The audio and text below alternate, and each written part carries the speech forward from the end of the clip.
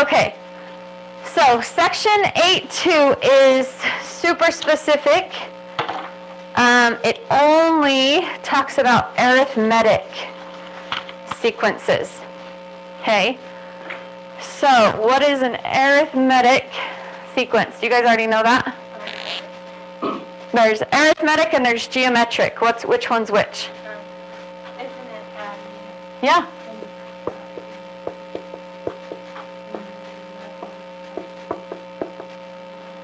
Yep. That is not a very good marker.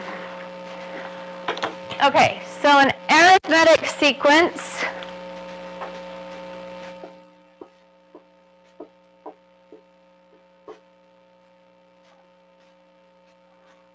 this one has a pattern where you're just repeatedly adding a number. Okay? So if you were to write it in a recursive formula, then you would see that the nth term is always the previous term plus something.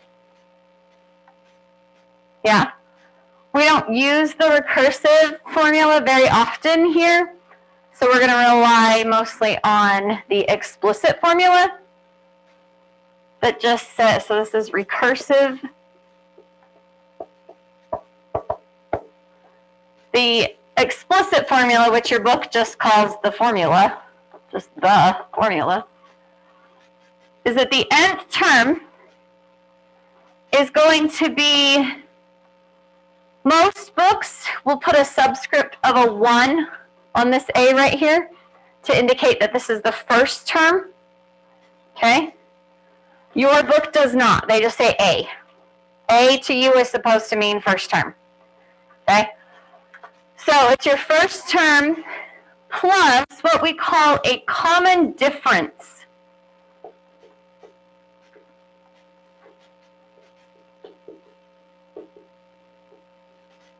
What does that phrase, common difference, mean? Yeah, it's that number that you're repeatedly adding or repeatedly subtracting. Okay? So it's the difference between the third term and the second term, or the difference between the 100th term and the 99th term. Yeah? It's the difference between every 2 consecutive terms. So we represent it with a D, so it's the first term plus the common difference n minus 1 times. So if you think about writing out the pattern, let's just pick a pattern. What number do you want to start with? Pick a number. 1. Wonderful. Super exciting. Okay, what do you want your common difference to be? 1. Okay. So the next number would be what? 2. This is very exciting. We can count. Okay, great. So the nth term, if I keep going, okay, the nth term is some arbitrary term out here somewhere, right? Does it make sense to you that this term right here is equal to the first, actually I'm just going to put the real numbers in there. It's equal to the 1, the first term, plus 1 a certain number of times. Yeah? But is it n times? To get to this spot, do I add 1? So I add 1 here, right? Add 1. Add 1. Add 1. How many times will I have added 1 to get to this spot? N minus 1 times. Why not n times? If it's the nth term, how come I haven't added it n times? Did I add n to get this guy? No. So the first term is just the first term. It doesn't have an n added, or it doesn't have a d added to it. So I add d 1 time to get to the second term. I've added d twice to get to the third term. I've added d 1, 2, 3 times to get to the 1, 2, 3, 4th term. Yeah? So that's why in the formula there's this n minus 1 right here, because we haven't added the common difference. N times we're short 1 because of that first term. First term doesn't get d added to it. Good? Okay. So pretty easy formula, yeah? And when you go to write out the formula, you can always start, like, let's say it looked like this, a little more exciting than Sam's. Let's say it was like,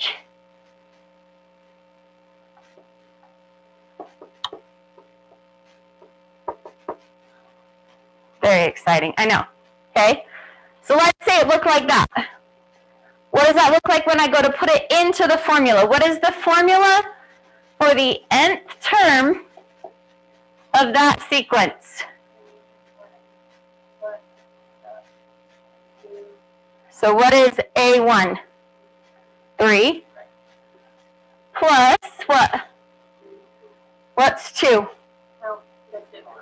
The common difference. So we recognize that we added 2, yeah? Times just n minus 1. Okay? Now, you are welcome to leave it in that form. But a lot of people like to simplify that. So just so you know, you might see answers both ways, either left like this, or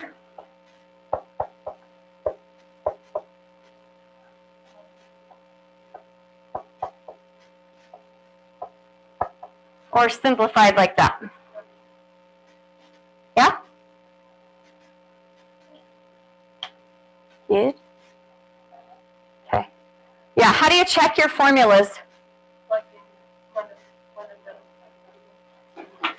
So if you plug in the term number 1, you should get 3. 2 times 1, 2 plus 1 is 3. If I plug in the term number 3, I should get 7. 3 minus 1 is 2. 2 times 2 is 4 plus 3 is 7. So both formulas are perfectly valid. Good? Okay. So that's formulas and arithmetic in general. The other big piece that we need, let me make sure I'm not skipping anything because that seems like an awful small amount of material to cover today.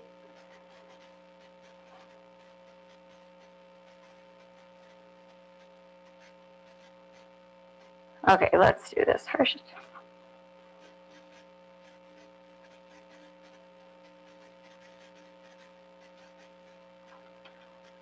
Okay, we're going to do an example. Using this stuff, but slightly more complicated than what we just did.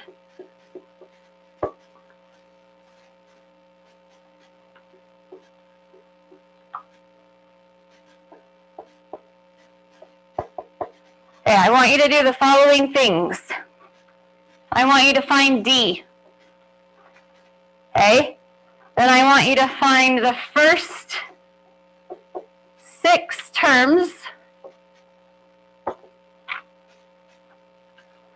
I want you to find the nth term.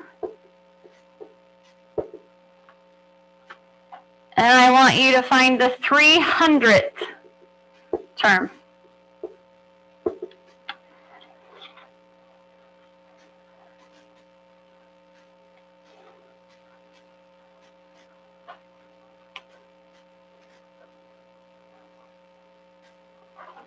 So with the sequence 13, 7, 1, negative 5, ... Find D, the common difference, first. List the first 6 terms of the sequence. Find the formula for the nth term. And find the value of the 300th term.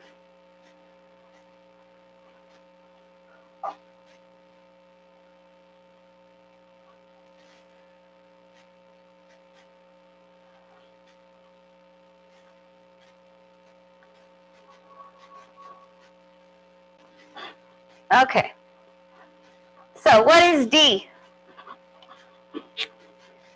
Yeah, D is just the pattern. What do you do to get from here to here that also works from here to here, that also works from here to here? What is it? So the first 6 terms, we've already got 4 terms. How do I get the next one? Minus 6. One more. Good? Easy? Okay. The formula for the nth term. Make sure you use your notation. So a sub n, the nth term, is equal to what? 13 minus 6 times n minus 1. Can you leave it just like that? Of course. Did anybody write it simplified? Okay, so what is that then?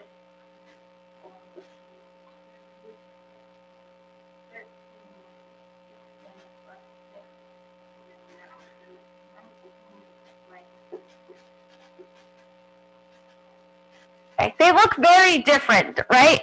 But they're still, the result is still the same. Okay, so this is perfectly fine. So is this one. Make sure you lead with a sub n. All right, 300th term. A sub 300. Did you guys watch the video last time? When I taught this, it was a few years ago, I taught it in Math 3 Honors. And I finally had a student stop me and say, because he thought if I said A sub 300, he thought I was saying the ace of 300. He's like, I don't understand what the ace of 300 has any, I don't understand. What is the ace of 300? I'm like, oh, maybe I should enunciate a little. It's a sub 300. Why do we say it like that? What does a sub 300 mean? Yeah, it's just a short way of saying a with a subscript of 300. If you want me to say it like that from now on, I will. Like a with a subscript of n, a with a subscript of 300. Okay, but outside of this classroom, you would never hear that. You would just hear a sub n, a sub 300. So anyway, okay. So the 300th term, how do we find that? Plug it into n. Plug what into n? So we're going to plug 300 in for n, right? It just replaced that n. So the easiest way it looks like would be that guy right there. 19 minus 6 times 300. I didn't do it. Somebody tell me what it is. What? Cool. Can you imagine that pattern? Getting to negative 1781? Yeah. I mean, we're taking away 6 every time. It kind of looks like my bank account a little bit. Started with $13, and then the next day, and then the next day, and by the time it's November, I'm looking like sad. Okay, cool? Any questions about that? Okay, so that's a lot of what you're going to do today. The next piece, I disagree with the way the book wanted you to learn the next part, but we can try it both ways, and you can decide for yourselves which way you want to do it. So if we know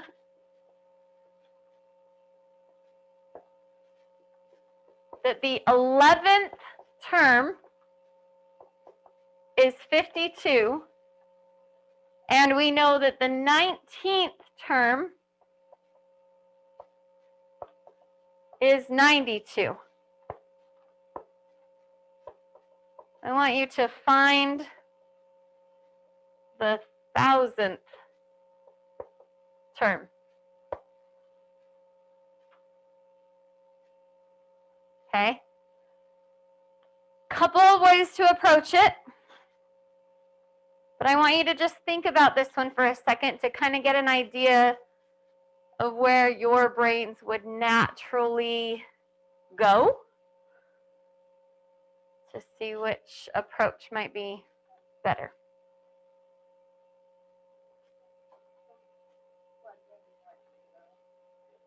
Plug in what you know where. So you would have to state the formula of one. Okay. And you don't know a sub 1 or the common sequence, but you do know a of 8, 7, and Okay. you would put. So you want me to use this formula? Nope, that's a D. Obviously. Yeah? Sam, is that what you did? You're doing what I do. I can tell. How can I tell that Sam is doing it a different way than what Alexis just said? Did anybody see what Sam just did? So Sam is back there going like this. This is no judgments. This is how I did it too. In fact, if you would have been in my classroom this morning when I was working on this one, you would have seen me go, okay, 12, 13, 14, 15, 16, 17, 18, 19. Why? Why did I do that? If there's 8 spaces between those two numbers, what happens 8 times? The common difference. So different than the way Alexis is approaching it. I want to show you guys both ways. I want you to decide which one you like, and you can use that moving forward, okay? So Alexis says use this equation. And in this equation, we would have that a sub 11 is 52. We don't know a sub 1. We don't know the common difference. And we know that this is 11 minus 1, or 10. So one equation that we have is that a plus 10d equals 52. Does everybody agree with that? Does that make sense? Then we could do another equation for this one. We know that 92 is that first term plus the common difference. How many times? 18 times. So this one says that a plus 18 d's is 92. Does that look like something we've done in the last couple of months? What if I put little squiggly brackets on it then? Does it look familiar? Does that look like a pretty easy system to solve by elimination? Just subtract the two equations. Yeah, I'm going to subtract the top one from the bottom one because I don't like negative numbers at all. A minus A, nothing. 18 minus 10d, 8d's. 92 minus 52 is, and a hush fell over the crowd, 40.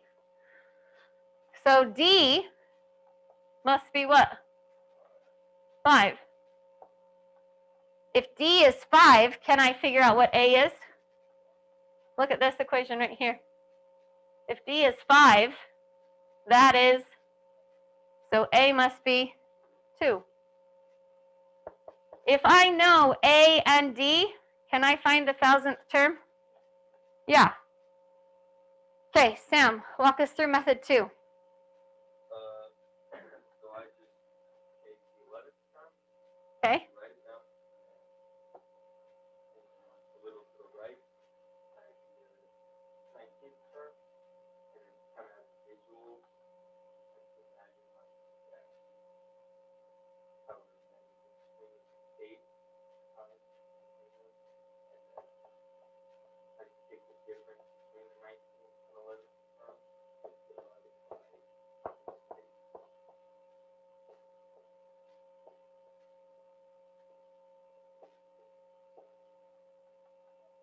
So, if Sam hadn't written out this system of equations, though, Sam figured out D.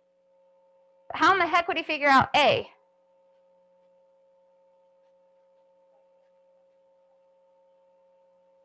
Yeah, I mean, he didn't actually write these equations originally, but if I know that this is the 11th term, then I know that I'm adding this 10 times to the first term.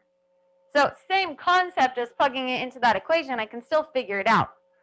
Okay, so you do you, whichever one makes you happy. I'm also going to do this with the next piece of the lesson. They have a very explicit formula, or very specific formula that they like to teach you, and I think story time is way better than formula time. So I'm going to tell you the story. Anyway, so finding the 1000th term, if we know that the nth term is 2 plus 5 times n minus 1, did I write that right? Yeah, okay. And then I can just plug in 1000 right there. So what's 2 plus 5 times 999? 4,990 what? Cute. Good? Any questions? That's pretty straightforward. Kind of a fun unit to end on, right? Not so difficult. Just a heads up when you are working on your assignment today, if it ever asks you to draw a graph, don't. We don't need them. They're dumb. Okay? Okay, the last thing I need to teach you is partial sums. We talked about this a little bit last time, but because arithmetic sequences are so common, we actually have fancy little formulas and shortcuts. So while I'm getting the board ready, I want you to think about something. Once upon a time, there was a child, a very obnoxious child.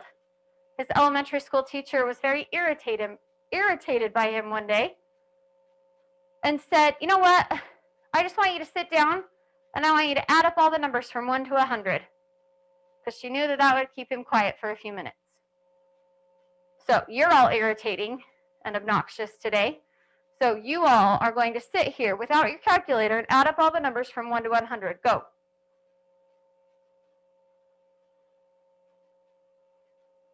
Yes. Do it.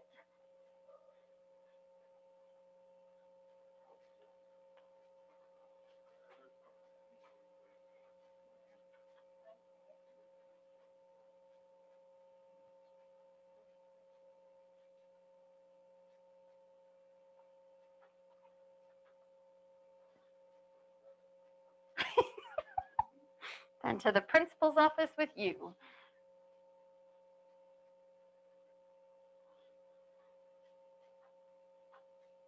I can't even imagine what Mr. Sorensen would say. Sam walks down there.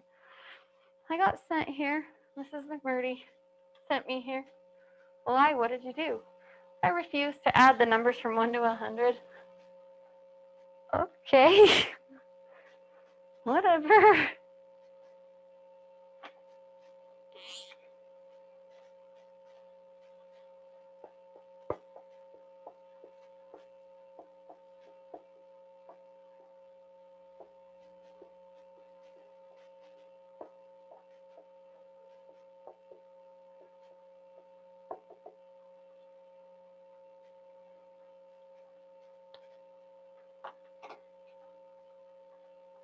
No calculator.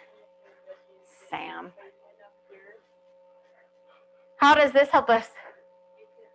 The first place is 1, and then you plus 1 time, and then you do -9. But don't you already know that the last number is 100? Because that's what this formula will help us with, right? Is figuring out the value of each one. But I already know what they are.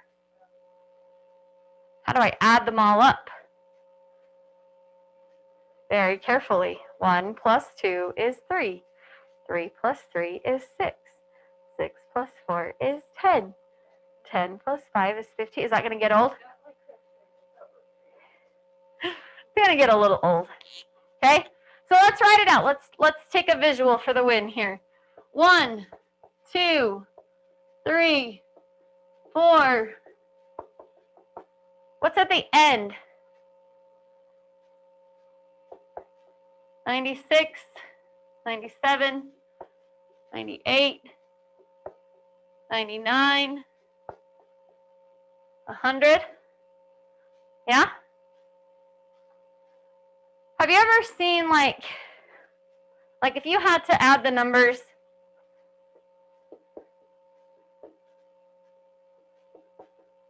if I asked you to add those up quickly, would you go in this order?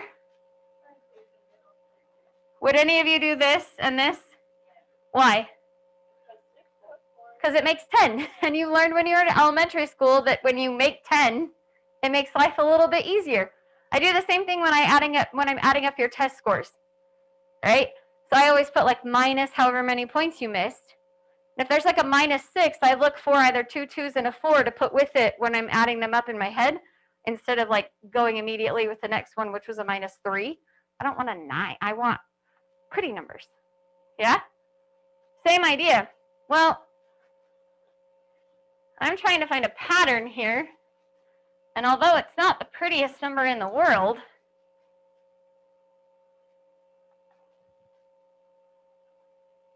what's that?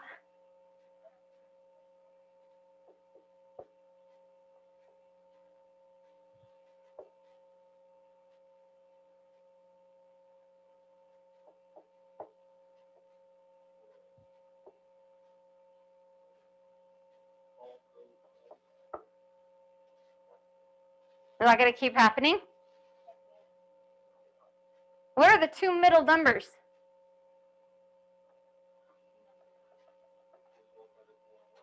What is it? What are the middle numbers? 100 to 1 to 100. What's the middle number?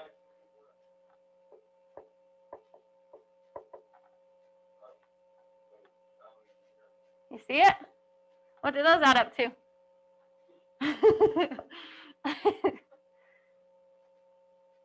Yeah?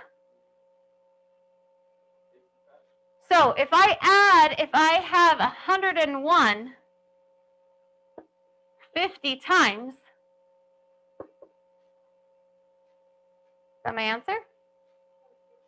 Yeah, I just did it. I just grouped it. What is that? Well, what's 100 times 50? 5,000 plus 50 more. Is that right?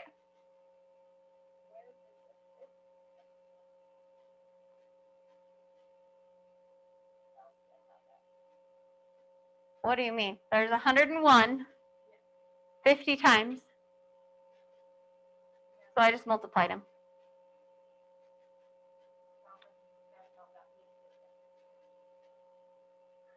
So I added, instead of adding them in this order, I added first and last, and then second and second to last. So did I still add up all the numbers? Every single number in the list got paired with another number, and their sum was 101. Because there were 100 numbers, that made it so there were 50 pairs.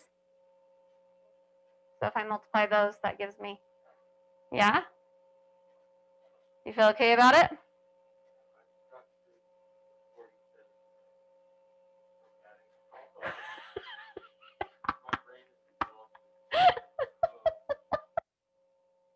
Well, I'm already done. So, slow poke.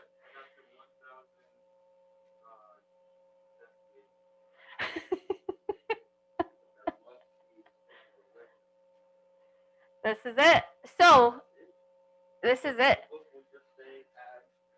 No, the book absolutely will not. The book will definitely make it more complicated.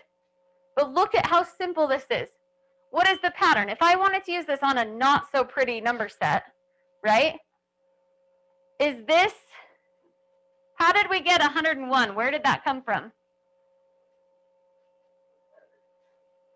Yeah, this is just the first term plus, how do we signify the last term? So you could say a sub 100. We could actually just say a sub n. If we're going to add up the first n terms, then first and last term would be a sub 1 and a sub n, right? Now, where the heck did 50 come from?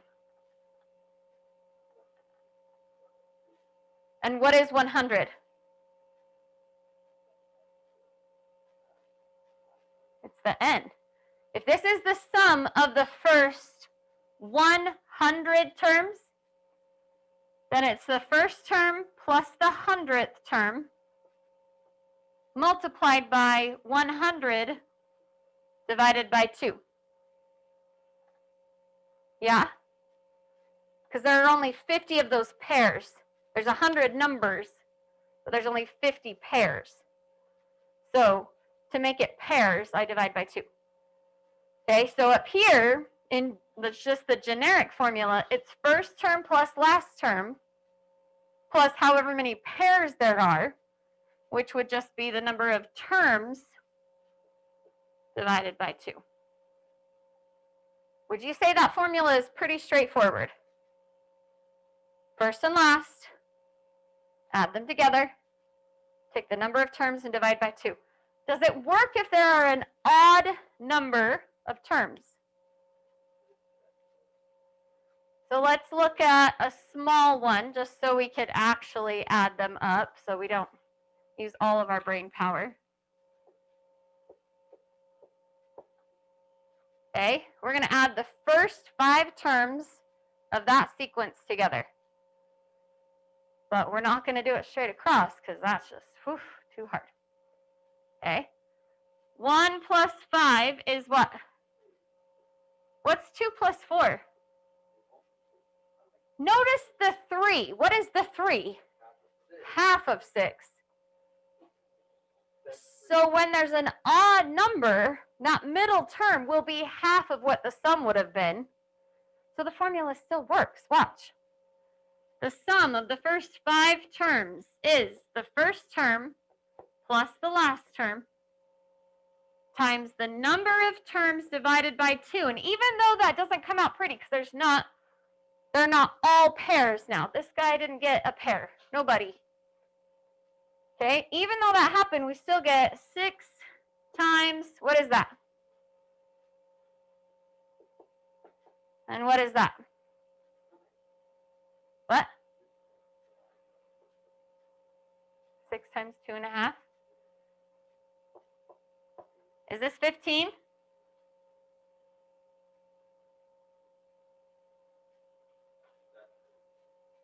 You like it?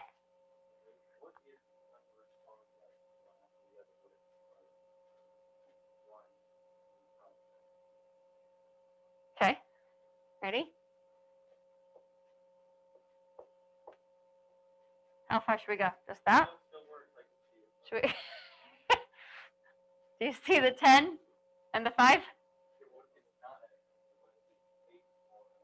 Why will it always work? Because when I'm increasing, when I'm moving up to 3, I'm adding 2. When I'm moving down to 7, I am subtracting 2. That's why those sums will always match. Why is that middle number always going to be half of that sum? Because it's in the middle, and because whatever I would add to get to that 5, I would also subtract to get there.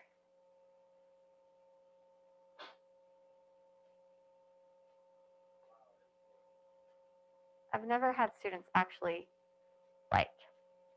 engage here and but what if? But what if? Usually they're like, yeah, okay, whatever, tell me what to do. I love this. Okay, any other questions? Should we try some? You want to try? Do you want to see the formula that the book is going to give you?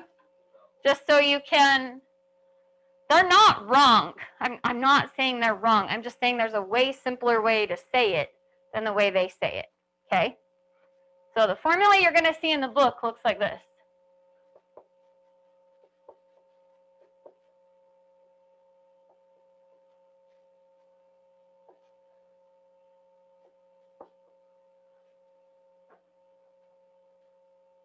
Is that still what I just said? Actually, I think they put the N over 2 in front. Doesn't really matter.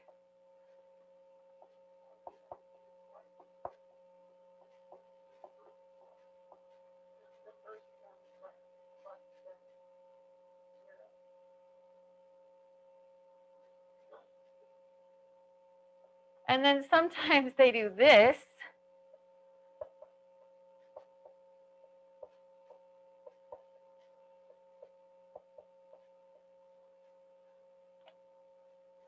Is that still what I just said? That's a great assumption. This right here, that's the first term. That's a sub 1. What is this? Have you seen all of that before?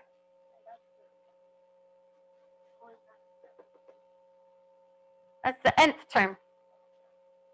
So if I'm adding the first n terms, and this is the formula for the nth term, then that's the last term. So it really is the first and the last term times n divided by 2. They just can't make it simple. It must be complex. Yeah? So I'm not lying to you. The book isn't lying to you. I just prefer that way. Okay?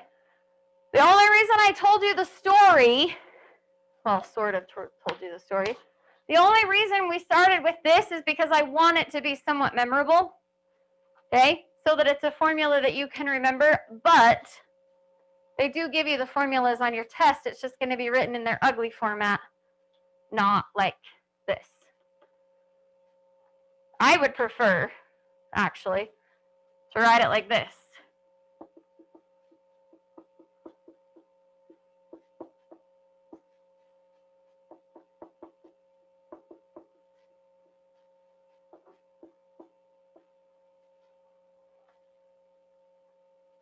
If I had my way, that's what we would write. But this is for people that can't understand notation. You guys are fine with notation, so we'll be fine. Okay? So, as an example, let's find... Oh, should we just jump to the hard one? You want to do an easy one and then a hard one, or just jump to the hard one? Okay, so the hardest type of problem you're going to see. So we're going to add the terms of an arithmetic sequence. If you want to jot this down while I'm erasing, the sequence goes 3, 7, 11, 15, ... 159. I want you to add up all the terms of that sequence.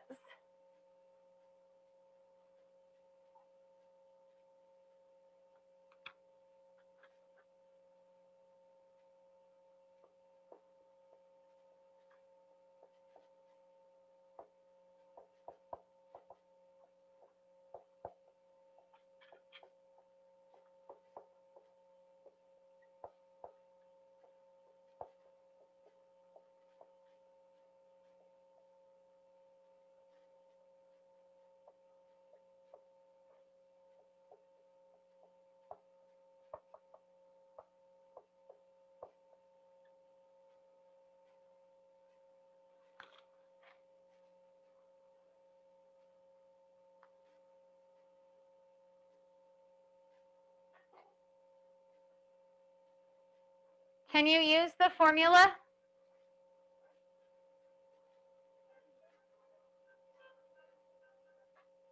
What is the issue with trying to use the formula here? Yeah, we don't know n. We know first and last, and that's a big deal. That's a lot of information, but we don't know n. Anybody know how we could figure it out?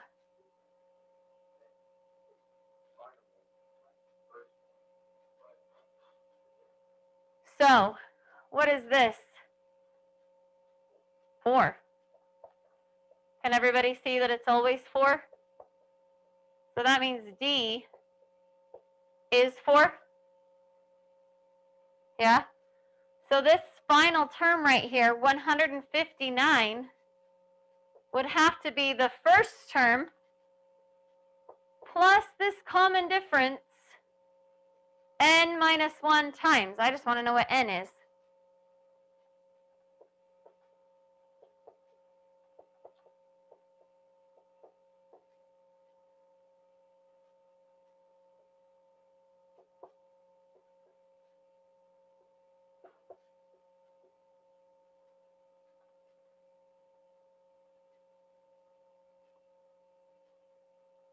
How many of you already did the work to figure out what term number 159 was?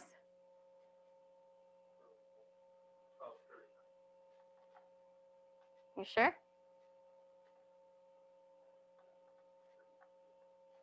So if it's the 39th term, then 3 plus 4 times 39 should be 159.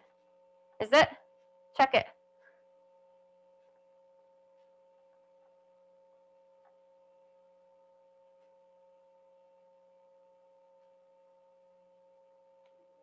Okay. How did I get 40 then?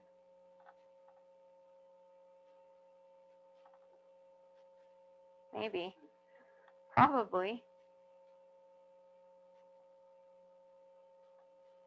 Oh, no. It is not the 39th term. You add 4 39 times, but that means it's the 40th term. That's why I got 40. I was like, there's something wrong. Okay.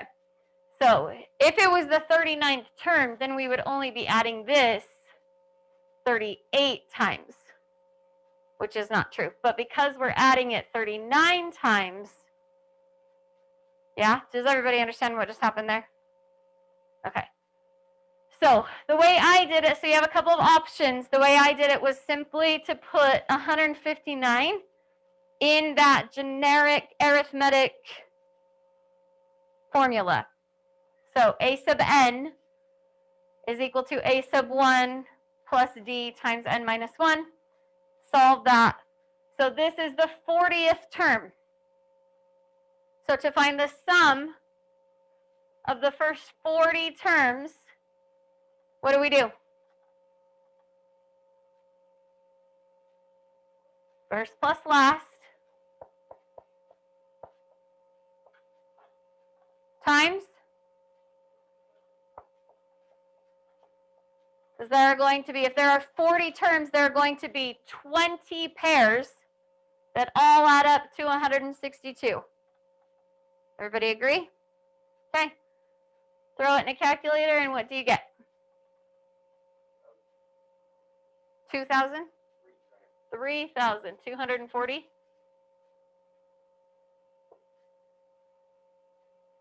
Good? Okay, sweet. Your assignment is 5 through 61, the odds. But remember, anytime it asks you to graph, don't. Starts on 606.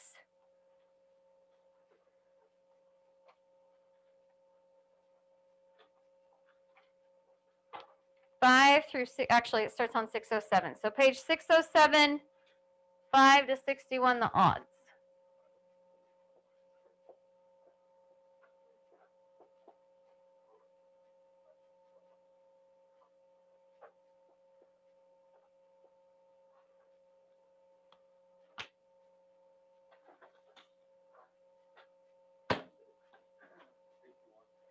Yeah.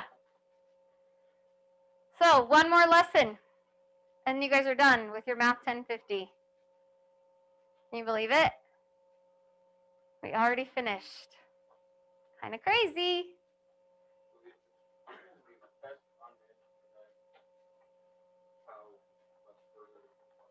So we will take the test,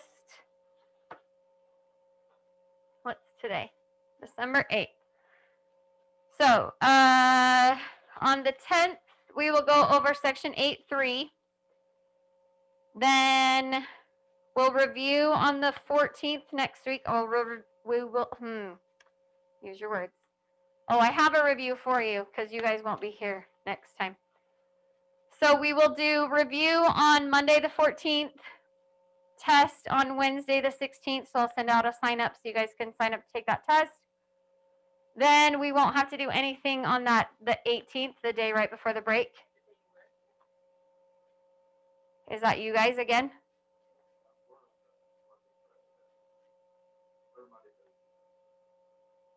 Yeah, so it's the other people. Anyway, so we'll just have like makeup day, movie, whatever. I don't know. Whatever. I get so confused. Okay, today is the 8th, right? So I will see you guys again on Monday, which is the review. You'll sign up to come in sometime, probably Wednesday, to take the test. Yeah, then I won't see you again. At least I'm not scheduled to see you. Anyway, and then when we get back, and if people wanted to, like, if you guys really wanted to come in that Friday before the break, you're more than welcome to. We're just going to be, like I said, I might turn on a movie, but if you wanted to be working on like your review for the final exam or something like that, you're more than welcome to. Anyway, and then in January, hopefully things will be back to normal. If things are back to normal in January, we will have 3 review days before you take the final exam. The final exam is currently scheduled for Wednesday, the 13th of January. I hesitate just because that is the last day, like the last A day of the term, and you have to take the final. Like, if you don't take the final, you don't get a grade. Like, it's pretty. But anyway, so that would give us 3 review days after Christmas to get ready for the final. But if you come into those review days kind of already knowing what you need help with, then they'll be super, super productive. So I have some stuff for you guys that I'll grab out of the drawer. I have a review for chapter 8. I have a practice final that you can start working on. And then I think, did I already give you guys, I believe it was gold maybe, when I gave you your chapter 6 review. I think I gave you the review questions for the final, like just to start getting you thinking about things. Anyway, so you'll have all of that you can start working on so you know what questions you have.